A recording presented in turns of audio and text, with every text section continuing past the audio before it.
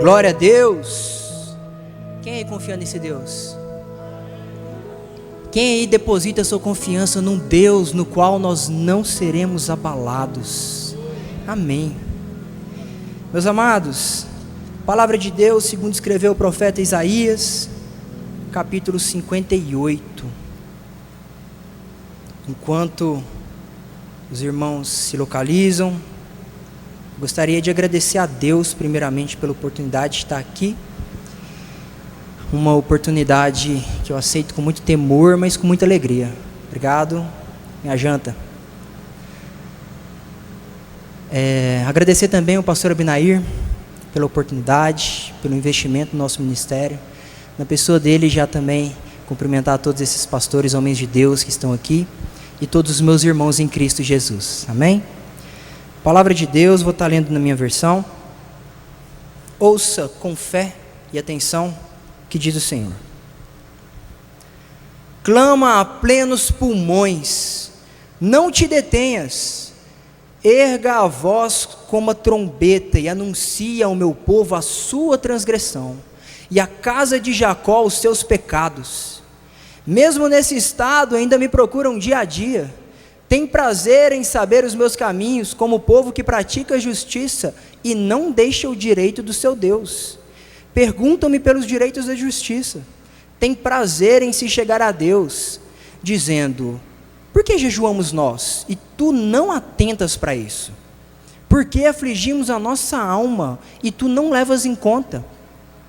Eis que, no dia em que jejuais, cuidais dos vossos próprios interesses, e exigis que se faça todo o vosso trabalho. Eis que jejuais para contendas e rixas, e para ferirdes com punho iníquo, jejuando assim como hoje, não se fará ouvir a vossa voz no alto. Seria este o jejum que escolhi? Que o homem um dia aflige sua alma, incline a sua cabeça como um junco, e estenda debaixo desse pano de saco e cinza? Chamarias tu a isso jejum e dia aceitável ao Senhor? Porventura não é este o jejum que escolhi? Que soltes as ligaduras da impiedade, desfaça as ataduras da servidão, deixes livres os oprimidos e despedaces todo o jugo. Porventura não é também que repartas o teu pão com o faminto, e recolhas em casa os pobres desabrigados, e se o vires nu, o cubras, e não te escondas do teu semelhante? Então romperá a tua luz como a alva, a tua cura brotará sem detença, a tua justiça irá adiante de ti, e a glória do Senhor será a tua retaguarda. Então clamarás e o Senhor te responderá, gritarás por socorro, e Ele dirá: eis-me aqui. Se tirares do meio de ti o jugo, o dedo que ameaça e o falar injurioso, se abrires a tua alma ao faminto e fartares a alma aflita, então a tua luz nascerá nas trevas e a tua escuridão será como o meio-dia. O Senhor te guiará continuamente, fartará a tua alma até em lugares áridos e fortificarás os teus ossos. Serás como um jardim regado e como um manancial cujas águas jamais faltam. Os teus filhos edificarão as antigas ruínas, levantarás os fundamentos de muitas gerações, serás chamado reparador de brechas e restaurador de veredas, para que o país se torne habitável. Se desviardes o pé da profanação do sábado, e de cuidar dos próprios interesses no meu santo dia, se chamares ao sábado deleitoso e santo dia do Senhor, digno de honra, e honrares, não segundo os teus caminhos, não pretendendo fazer a tua própria vontade, nem falando palavras vãs, então te deleitarás no Senhor, e eu te farei cavalgar por sobre os altos da terra, e te sustentarei com herança de Jacó teu pai, porque a boca do Senhor o disse. Oremos. Senhor nosso Deus, nós te agradecemos, Pai, pela oportunidade que o Senhor nos dá de estarmos aqui mais uma vez na tua presença, mais uma vez, Senhor, na tua casa, Deus, diante da tua palavra, Pai. Senhor Jesus, nesse momento, Deus, vem sobre mim, Pai, e me ajuda, porque eu sou falho, eu conheço as minhas limitações, Pai. Eu não sou digno da Tua palavra, de estar diante do Teu povo, Senhor Jesus. Mas eu peço, Deus, confiante que o Teu Espírito é que me sustenta, Pai. Confiante que eu dependo 100% do Senhor e o Senhor nunca me desampara. Abre o nosso entendimento para entendermos o que o Senhor requer de nós e respondermos com obediência nessa noite. É o que nós te pedimos, no nome de Jesus. Amém. Amada igreja, pode tomar os seus lugares. Eu peço que os irmãos permaneçam com a palavra de Deus aberta nesse texto, porque nós vamos voltar nesse texto ao longo da noite e vamos visitar o que o Senhor tem para nós em Isaías 58. Amém? Amados, qual que é o seu maior sonho? Você quer ser lembrado por quê? Você sabe o que é um epitáfio? São palavras, poucas palavras gravadas em pedra ou gravadas em bronze, que ficam naqueles mausoléus, que ficam em lápides, onde tenta-se resumir a vida de uma pessoa. É um epitáfio. Se você pudesse escrever o seu epitáfio, o que você colocaria ali? Eu tenho certeza que muitas pessoas têm sonhos muito nobres.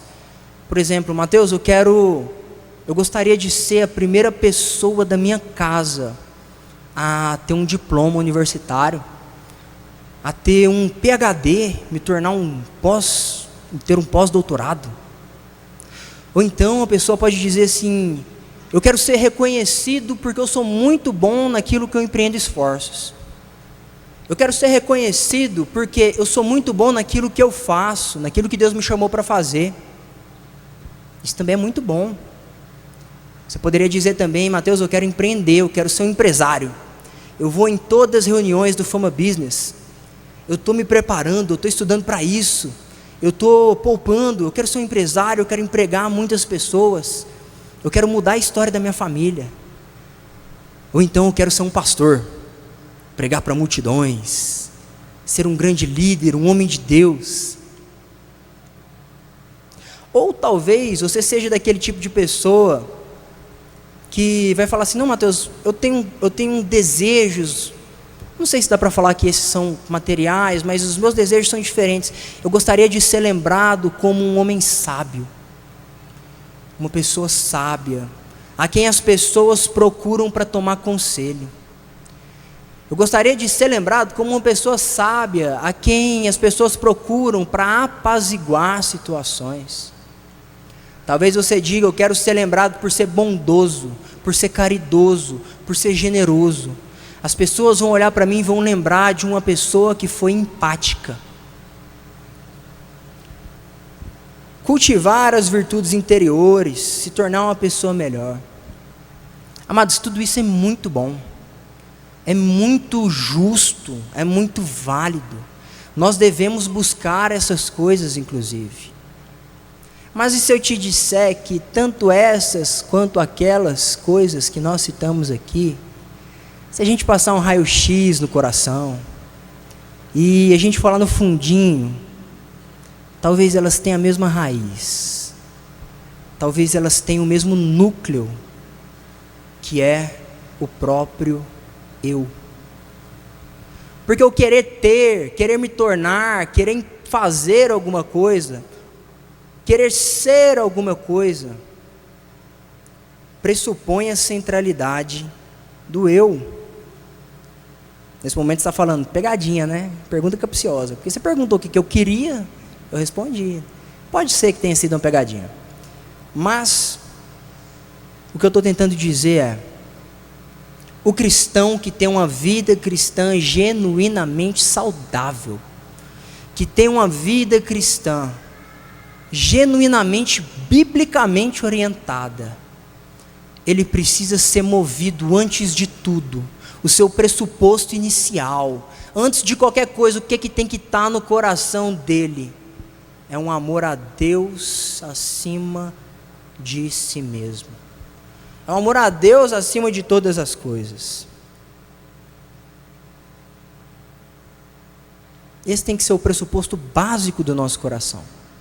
E se eu quero me tornar alguma coisa, eu quero me tornar alguma coisa para a glória de Deus. Se eu quero realizar alguma coisa, eu quero realizar essa coisa para a glória de Deus. É sempre a glória de Deus, porque dele, por ele, para ele são todas as coisas. A gente tem que ter o desejo básico no nosso coração, antes de tudo, de querermos nos tornar mais parecidos com Cristo. Afinal, é para isso que a gente está aqui. Esse é o final da vida cristã, é esse. É nós nos aperfeiçoarmos, até que enfim nos tornemos mais parecidos com Cristo, até que cheguemos à estatura perfeita. E com razão, meus amados, alguém um dia disse que onde estiver o teu coração, ali também estará o teu tesouro.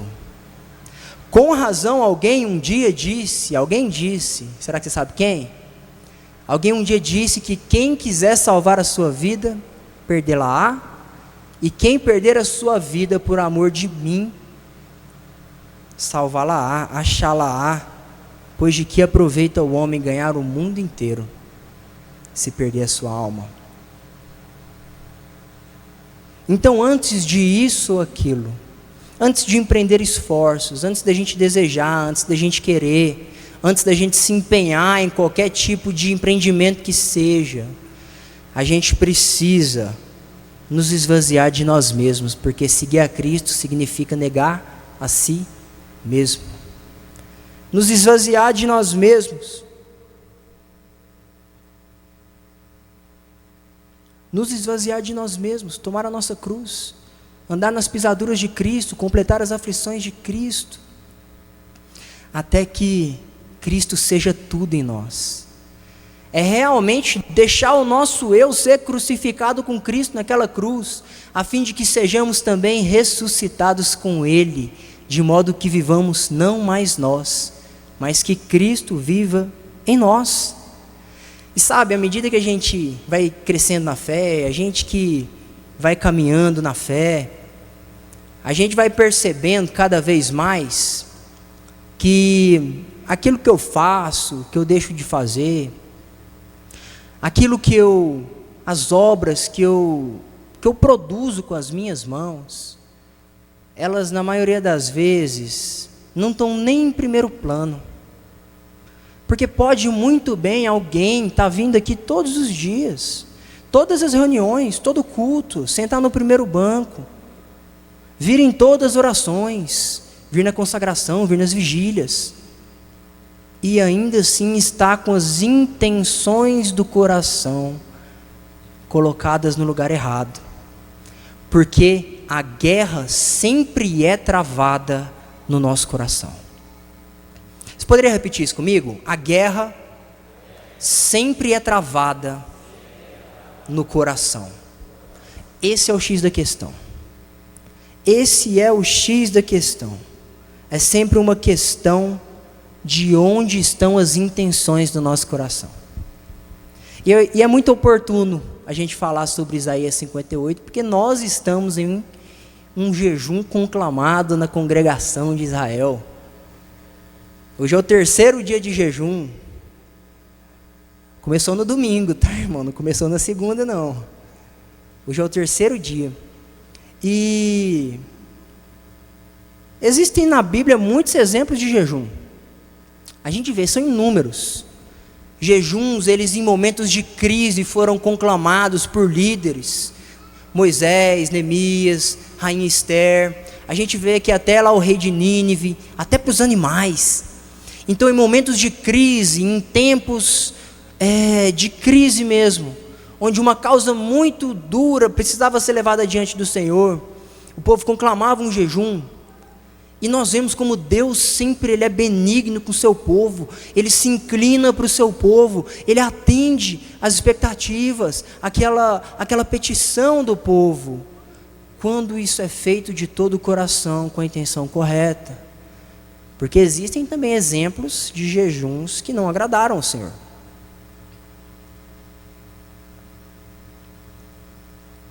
Vocês se lembram de quando Jesus ensina os discípulos a jejuar?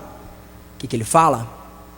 Quando jejuardes, não façam como os fariseus. Então o jejum dos fariseus é um jejum que Deus não se agradava, porque eles vestiam um pano de saco, não lavavam o rosto, não arrumavam o cabelo, jogavam cinza na cabeça para aparecer aos homens. Jesus diz: em verdade eu vos digo que a recompensa deles eles já receberam. Eles queriam aparecer, estão aparecendo. Isaías 58 também é um exemplo, vai nos dar um exemplo de jejum que Deus não recebe. E é muito oportuno a gente olhar para esse texto nessa noite. É um texto que começa de uma forma muito dura. Ele começa mostrando qual é o jejum que Deus não recebe. Mas, depois ele vai dizer qual que é o jejum que Deus espera. E ele termina da forma mais linda possível, porque ele termina nos mostrando as promessas àqueles que já orientaram o seu coração na direção correta, no nosso norte, que é Cristo Jesus. Amém?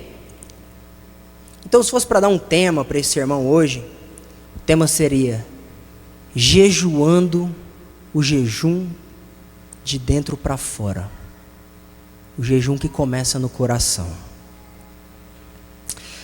Nós lemos um capítulo inteiro, um capítulo pequeno, um capítulo curto, mas muito poderoso, do livro do profeta Isaías. E o livro do profeta Isaías é, segundo alguns estudiosos, o mais complexo dos livros. Ele é tido como o evangelho no Antigo Testamento, porque o profeta Isaías ele faz questão de expor Jesus em cada uma das suas páginas. O livro, a estrutura mostra a erudição do profeta Isaías. Ele era um palaciano, ele era alguém que profetizou ali em Jerusalém, e em um tempo onde a cultura grega ia crescendo, onde Israel vivia altos e baixos, e ali Isaías ele tem uma visão, ele vê o Senhor. E mesmo sendo um palaciano, estando entre a nobreza, estando ali no palácio, ele agora é voz de Deus. E ele começa a fazer sérias denúncias contra o povo de Israel, contra as nações. Então, do capítulo 1 até o capítulo 39, nós vamos ver várias duras denúncias de Deus pela boca do profeta. Inclusive, o capítulo 1 nos é como um soco na boca do estômago, quando a gente lê Deus dizendo: o boi conhece o seu dono, o boi conhece o seu dono, o jumento conhece o dono da manjedoura, mas o meu povo não me conhece. Então ele vem fazendo graves denúncias, só que chega no capítulo 40 até o final, aí ele começa a trazer uma mensagem de consolo para Israel, aí ele começa a trazer uma mensagem messiânica, uma mensagem de esperança. Como é maravilhoso a gente chegar naquele capítulo 53 de Isaías. O castigo que nos traz a paz estava sobre ele. Nas suas pisaduras nós fomos sarados. Como é maravilhoso. Então, quando chegamos no capítulo 58, nós vemos que o Senhor está repreendendo a forma como aqueles judeus estavam jejuando. E é sobre isso que nós vamos falar nessa noite. Versículo 1 começa com Deus dizendo ao profeta que grite: Isaías, encha os pulmões, clama a plenos pulmões, grita para o povo a sua transgressão, e para a casa de Jacó os seus pecados. Mas peraí, casa de Jacó? Casa de Jacó é o povo de Deus. Casa de Jacó é Israel, é o povo de Deus, é o povo que está em aliança com Deus. Então quer dizer que isso aqui é para crente. Isso aqui é para crente, não é para quem está lá fora. Isso aqui é para quem está dentro do redil. Então ele vai começar a fazer as denúncias. E é aqui, pastor Murilo, que o negócio azeda. Porque ele falou: clama os pecados desse povo. Aí bagunça minha cabeça. Porque tal, eu sei que o povo está em pecado. Aí ele começa a falar do povo que está em pecado. E ele diz: eles me procuram dia a dia. Eles têm prazer em saber os meus caminhos. Como um povo que pratica a justiça, não deixa o direito do seu Deus. Perguntam-me pelos direitos da justiça, a mesma coisa. Eles têm prazer em se chegar a Deus. Esse é o povo que tem pecado? Procura a Deus dia a dia. Tem prazer em conhecer os caminhos de Deus. O direito da justiça. E tem prazer em se chegar a Deus. Esse é o povo que tem pecado? Pastor Rocha, vou falar baixinho para o pastor Binarino escutar. Parece que esse povo está melhor que nós. Eles não procuram a Deus 2, 3 vezes na semana. É dia a dia. Eles têm prazer em conhecer os caminhos de Deus. Eles têm prazer em se chegar a Deus. O que está errado com esse povo? Sabe o que nos ensina aqui? Que tem como, tem jeito da gente estar procurando Deus, da gente estar procurando conhecer a Deus, da gente ter muito conhecimento. Tem como a gente até gostar de se chegar a Deus e mesmo assim estar em pecado. E qual que vai ser o pecado desse povo?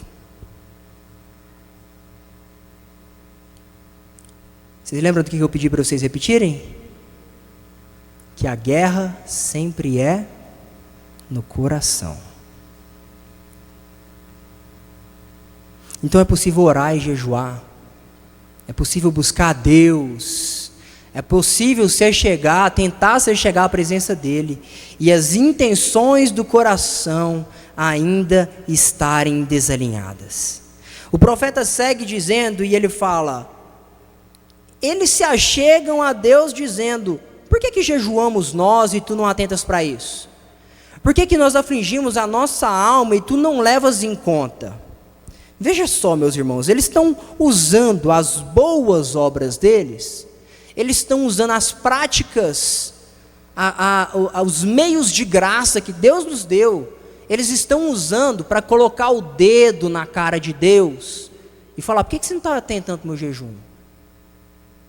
Mas eu ofertei para a oferta missionária. E o Pix?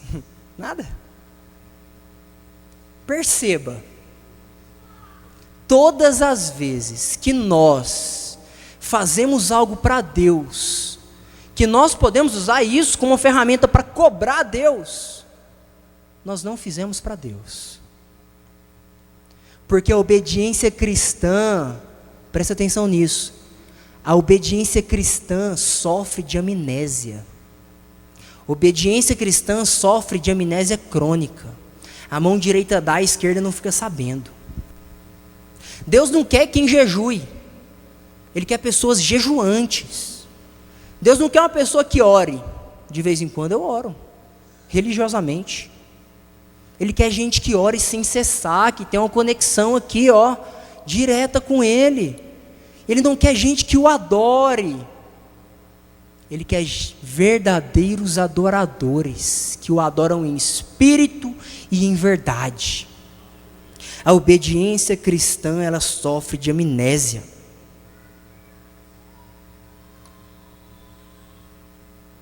Eu me lembro de um provérbio que eu escutei uma vez. Provérbio chinês, não sei. Mas conta-se que tinha um mestre que estava andando na margem de um rio, e o discípulo dele estava andando com ele. E o mestre viu que tinha um escorpião na beira do rio que estava afogando, estava girando assim. O mestre foi lá tentar pegar o escorpião. O discípulo puxou ele e falou assim: não, mestre, esse bicho é peçonhento, você é venenoso, arisco, você aí pica, não faz isso não. Andaram mais um pouquinho, o mestre foi lá de novo para meter a mão no escorpião. O discípulo puxou: mestre, não faz isso, você vai ficar doente, quiçá você pode até morrer. Na terceira vez o mestre foi lá, pegou o escorpião, colocou na terra. A hora que o escorpião estava saindo da mão dele, picou, e o mestre adoeceu. Então o discípulo não entendeu porque que o mestre tinha feito aquilo. E ele chega no mestre e fala: mestre, por que o senhor fez isso? O senhor sabia que aquele bicho é traiçoeiro, aquele bicho é peçonhento, venenoso. Por que o senhor fez isso? O mestre respondeu: o escorpião agiu de acordo com a natureza dele, e eu agi de acordo com a minha natureza. Sabe quem que Deus procura? Sabe qual é o jejum que vai agradar a Deus? É aquele que nasce de gente que foi regenerada, que tem uma nova natureza, que o faz porque é. Por que a gente oferta? A gente oferta porque a gente é crente. Por que a gente ora? A gente ora porque a gente é crente. É a nossa natureza, é o que a gente faz. Por que a gente adora a Deus? A gente adora porque eu sou um cristão, eu preciso adorar. Ai de mim se não adorar o meu Senhor. É claro, meus irmãos, o jejum ele é usado com propósitos específicos, isso é bíblico. Mas e quando tiver tudo bem na sua vida? Você vai parar de jejuar? O jejum nasce de uma alma que está sedenta por Deus, que está sedenta por se encher mais do Senhor e parecer mais com Cristo, que diz: Senhor, meu corpo carnal está sentindo fome, mas não é nada comparado com a fome que o meu espírito tem do Senhor. Senhor, eu aflijo o meu corpo, eu aflijo a minha alma, porque eu preciso de uma porção maior do Senhor na minha vida. Eu quero me parecer com o meu Salvador. Vejam, eles jejuavam. Continuando, o versículo vai dizer que: eis que no dia que jejuais, cuidais dos próprios interesses e exigis que se faça todo o vosso trabalho. Perceber esse jejum aqui, ele muito provavelmente está se referindo a um jejum que o judeu fazia no sábado, no Shabá, que é o dia do Senhor do judeu. Então ele está falando: vocês jejuam, mas vocês exigem que se faça todo o vosso trabalho. Ou seja, oprimem aqueles que trabalhavam para eles, impedindo eles de jejuarem também, de guardarem o Shabá, o sábado do Senhor também, servindo aos próprios interesses, deuses de si mesmos, guiados por um amor a si mesmos, acima de qualquer coisa. Eis que jejuais para contendas e rixas, para ferirdes com punho iníquo, jejuando assim como hoje, não se fará ouvir a vossa voz no alto. Eles jejuavam, mas tinha briga, tinha contenda, tinha rixa, tinha perdão para ser liberado, tinha mágoa antiga guardada, tinha conversa não resolvida, tinha perdão para ser liberado, tinha ferida para ser curada, e eles não se resolviam, mas eles jejuavam e queriam cobrar de Deus. Meus amados, eu não sei vocês, mas enquanto eu estava preparando essa palavra aqui, me debruçando em cima desse capítulo, quando eu cheguei nessa parte aqui, eu cheguei com o olho cheio d'água. Senhor, minha máscara caiu. Diante de um Deus santo não existem máscaras que se sustentem. Diante de um Deus santo e justo não existem disfarces que prevaleçam. A gente é desnudado diante dele, as máscaras caem, ele olha para a gente e ele vê a intenção do nosso coração. A gente fala: Senhor, tem piedade de mim. Senhor, eu sou isso aí mesmo. Talvez você diga: Mateus, eu já fiz esse tipo de oração aí, mas parece que eu nem sabia que era tão errado assim, como você está falando. A gente às vezes faz na inocência. Eu já fiz, meus irmãos. Às vezes é mais por inocência, mas hoje é dia de crescimento, certo? Hoje é dia de maturidade espiritual, certo? É culto de ensino. Crescer às vezes dói. Mas então, o Senhor agora começa a explicar qual é o jejum aceitável. Ele vai dizer: porventura não é esse o jejum que eu escolhi?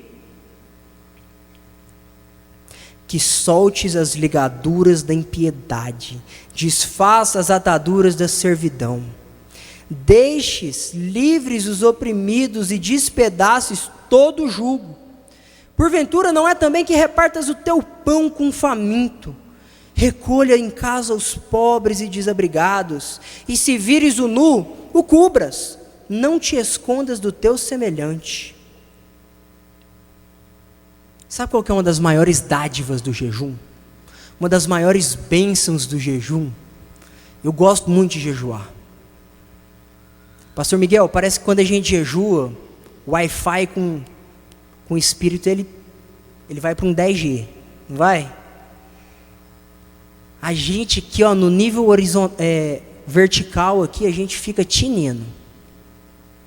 É bom para a nossa saúde espiritual. Mas talvez uma das maiores bênçãos do jejum é porque ele vai te fazer olhar para o seu próximo da forma que Jesus olha para o seu próximo. Ele faz a gente criar uma visão horizontal da forma como Cristo vê na horizontal. Ele está dizendo aqui que o jejum que agrada o Senhor parte de um coração amável, parte de um coração solidário, parte de um coração que não é avarento, de um coração justo, de um coração que tem misericórdia do seu irmão, de um coração que se compadece, de um coração que tem empatia com o próximo. O jejum que agrada a Deus é um jejum que nos leva a amar o nosso próximo como a nós mesmos. E amados, isso aqui é claro que não pode ser interpretado também literalmente.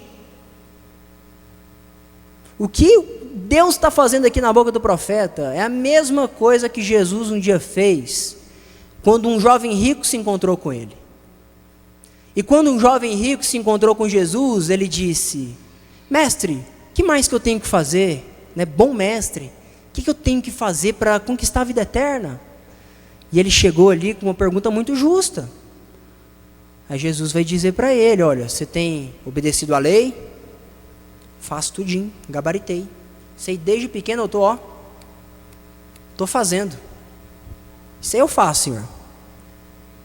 Então Jesus olha para ele e vê, não aquela máscara de bom moço que ele tinha, mas vê o ídolo que estava morando dentro do coração daquele jovem. Ele tinha um ídolo no coração. E Jesus diz: vende todas as tuas fazendas, todas as tuas posses, toda a tua riqueza e reparte com os pobres. Amados, Jesus não está condenando a riqueza. Ele não está condenando a prosperidade. Ele não está condenando que você possa trabalhar e ter posses, e ter fazendas, e ter riquezas. Não, não é isso que ele está condenando. O que ele está tocando é no ídolo do coração daquele jovem. Porque a sua esperança não pode estar nessas coisas. O apóstolo Paulo diz que se a nossa esperança está apenas nas coisas desse mundo, então nós somos os mais miseráveis dos homens. A nossa esperança não pode estar nessas coisas. O que Deus está fazendo aqui, quando Ele está falando assim, cubra o nu, quando Ele está fazendo assim, abrigue na sua casa aqueles que são desabrigados, ampare os necessitados, alimente o faminto. O que Ele está falando é: desapega do seu coração esse egoísmo, essa avareza, esse amor a si mesmo. Se compadece do teu irmão, seja generoso. Confia que tudo quanto você precisar no tempo devido, seu Pai que está no céu, Ele sabe que você precisa e Ele vai prover, porque Ele prometeu que ia. Então não é de fazer da sua casa uma república, mas é ser abrigo às almas que estão desabrigadas. Talvez não seja aqui cobrir o nu literal, mas aquele nu social, aquele que está descoberto, desamparado, desprovido, cubra-o, assim diz o Senhor. Compadece-te daquela alma que está sofrendo, aquele teu irmão que está passando por um problema muito grande. Muitas vezes ele só quer conversar com alguém, ele só quer que alguém coloque a mão na cabeça dele e ore por ele, ele só quer se sentir amado. Compadece-te do teu irmão. É sobre não ser alheio ao sofrimento do próximo, é sobre não virar o rosto para o nosso irmão, é sobre não se alienar do drama humano quando ele não toca a nossa carne. Porque quando ele não toca na nossa carne, né? Nós somos chamados para ser igreja, a igreja é um só corpo. Eu costumo dizer que a igreja é o lugar onde pessoas feridas tratam das feridas, das chagas uns dos outros. Mas sabe o que eu acho que é um problema? A igreja ficou moderna demais. As pessoas hoje, pastor, querem cultuar a Deus no sofá de casa, comendo pipoca com as pernas para cima. Perdeu-se aquela comunhão em muitos casos. Estou falando de uma forma geral. Termina o culto, a gente não quer nem saber do nosso irmão, quer correr para casa. Ide? Não, mexe com isso não, problema. Canseira. A gente não quer mais entrar na vida um do outro, entender os problemas uns dos outros. Amados, a igreja chega no céu em comunidade. A salvação ela é individual, mas a igreja é uma comunidade. O nosso Deus é uma comunidade. Nós precisamos estar atentos às necessidades dos nossos irmãos. E isso é só uma demonstração externa de um coração que já foi regenerado, de um coração que não está mais preocupado, amante de si mesmo, com a sua própria agenda, com seus próprios interesses. E preste atenção na linguagem, quando ele diz: recolhas em casa os pobres, repartas o pão com o faminto, se vires o nu, cubras, não te escondas. Presta atenção nessa linguagem. Sabe o que Jesus está falando aqui? Ele não está falando que você tem que sair por aí e agora nós vamos viver a missão integral. Não é isso que Jesus está falando. Jesus está falando de um crente, simplesmente um crente do coração regenerado. Ele faz tudo isso aqui. Porque quando Jesus estava lá em Mateus 25, no seu sermão profético, se a mídia quiser me ajudar, Mateus 25, 34. No seu sermão profético, ele vai descrever aqueles que vão entrar no céu.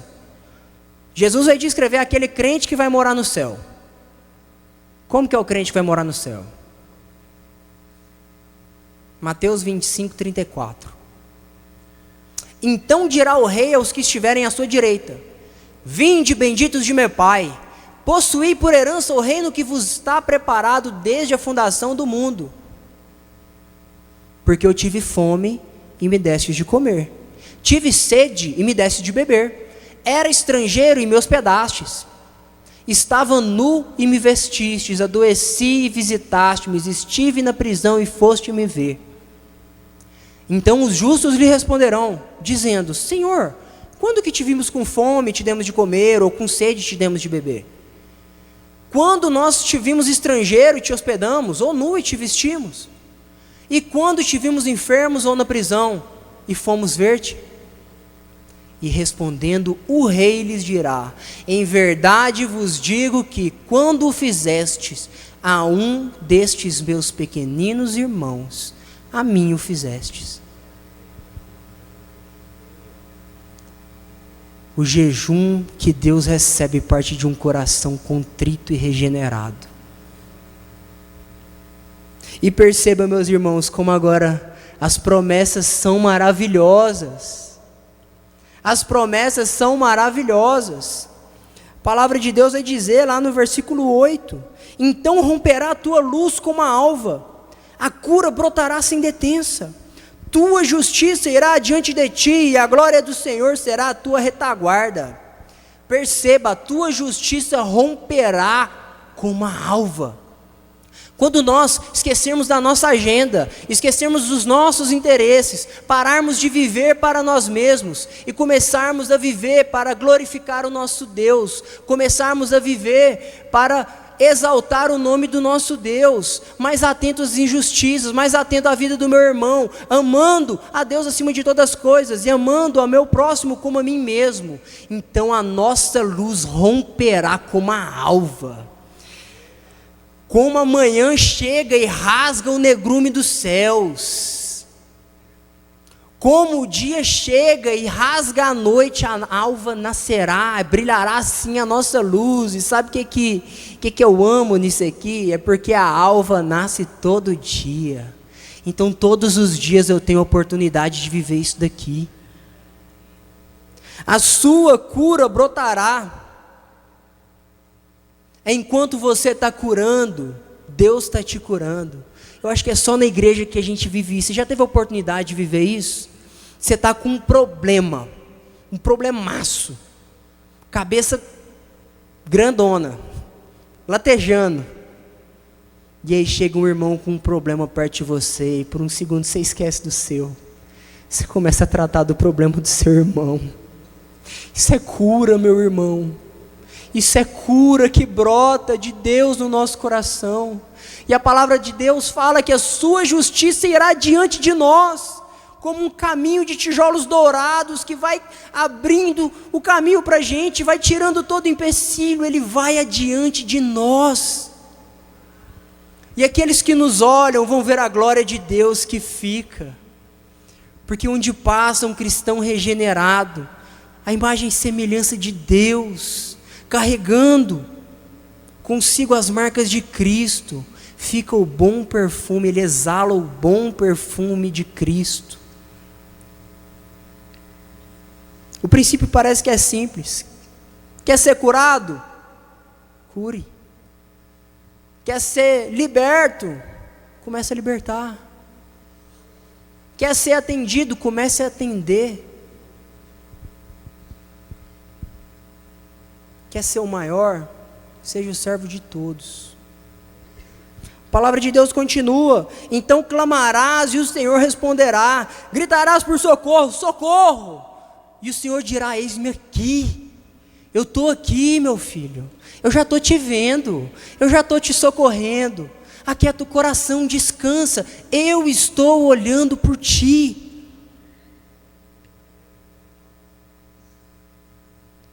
Se tirardes do meio de ti o jugo, a opressão do teu irmão, o dedo que ameaça e o falar injurioso, se abrires a sua alma ao faminto e fartares a alma dele. Você sabe que é fartar a alma?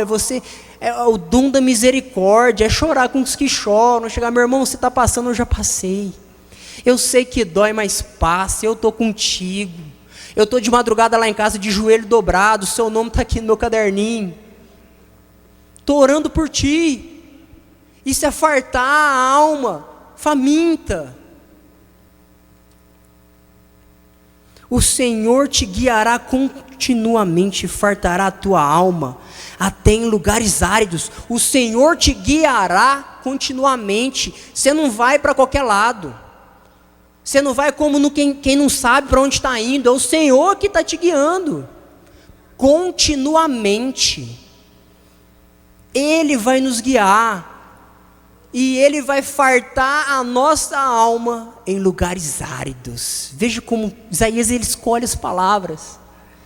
Em lugares áridos, em lugar seco, onde não brota nada, onde não tem sombra de vida, Ele vai fartar a sua alma. E em lugares áridos, em lugares secos, tu serás como um jardim regado, como um manancial cujas águas jamais faltam. E é por isso que a sua alma vai ser farta dele, porque você vai ser como um manancial onde águas jamais faltam, por onde ele te conduzir nos lugares áridos. Você vai ser um manancial lá no lugar árido. As pessoas virão a ti para receber uma palavra de Deus. Olha que coisa linda: os teus filhos edificarão as antigas ruínas, A tua posteridade será abençoada. Os seus filhos espirituais, aqueles que você está gerando na fé, os teus filhos carnais mesmo, que você cria, a tua geração vai melhorar. Eles vão reedificar aquilo que tinha ficado pela metade, aquilo que tinha sido destruído, que você achava que Deus não podia mais levantar. Os teus filhos, a tua posteridade vai reedificar as ruínas.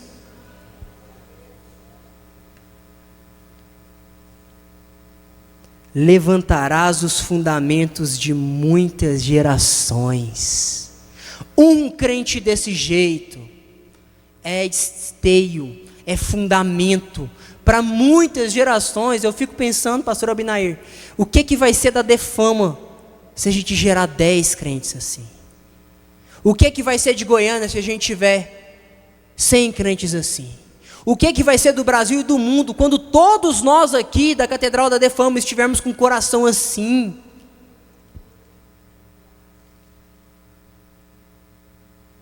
Serás fundamento de muitas gerações.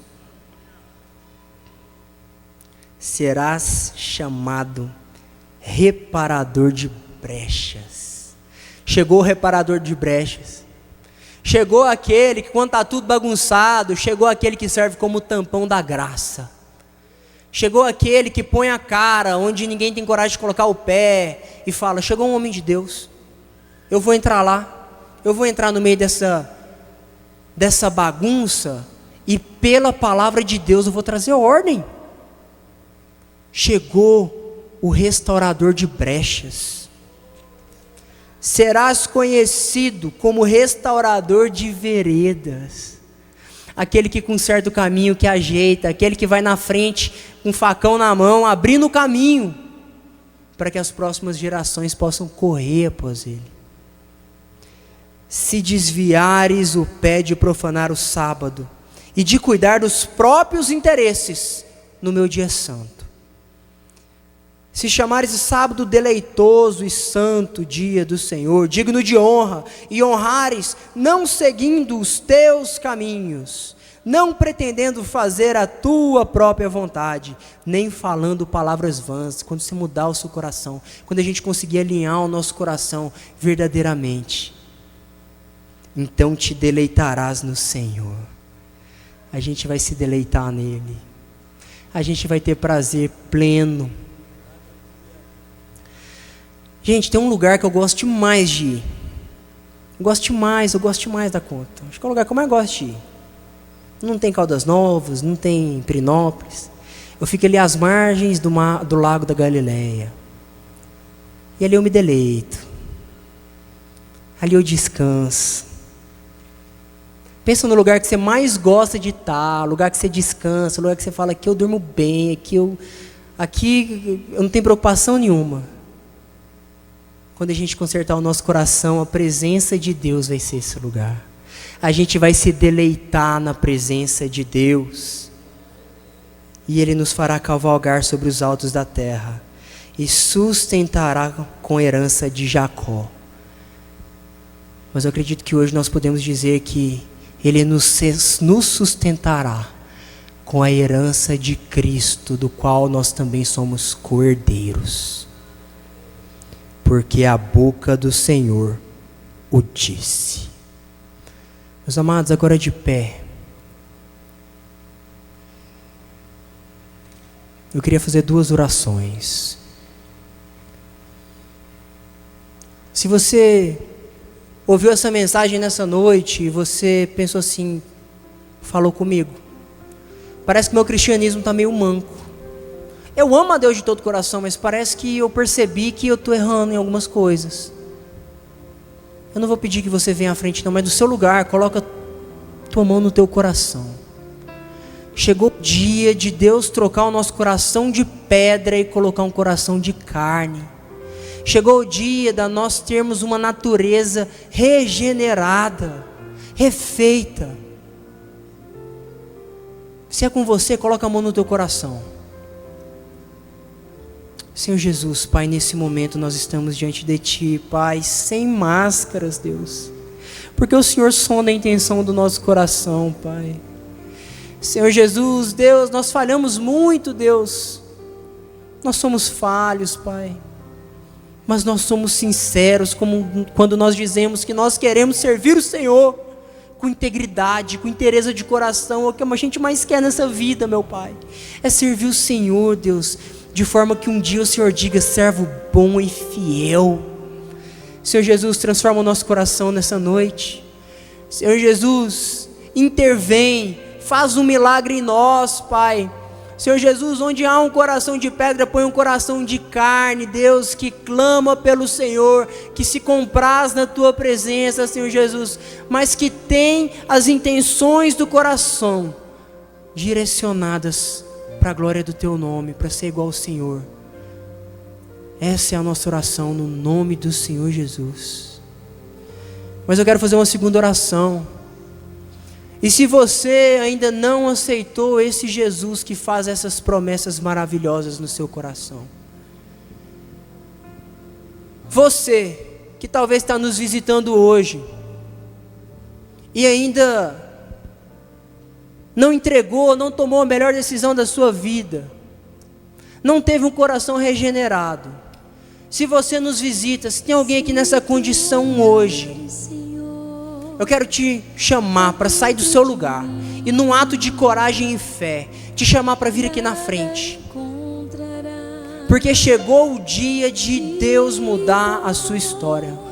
Se você até aqui viveu amante de si mesmo, correndo atrás do próprio rabo, correndo atrás das próprias intenções do seu coração, de sua própria agenda,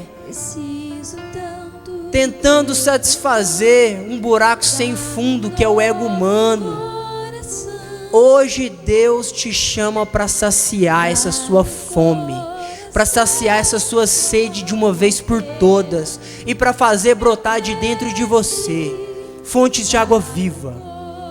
Se tem alguém nessa condição, não se detenha, saia do seu lugar nesse momento e venha aqui na frente. Nós queremos orar por você.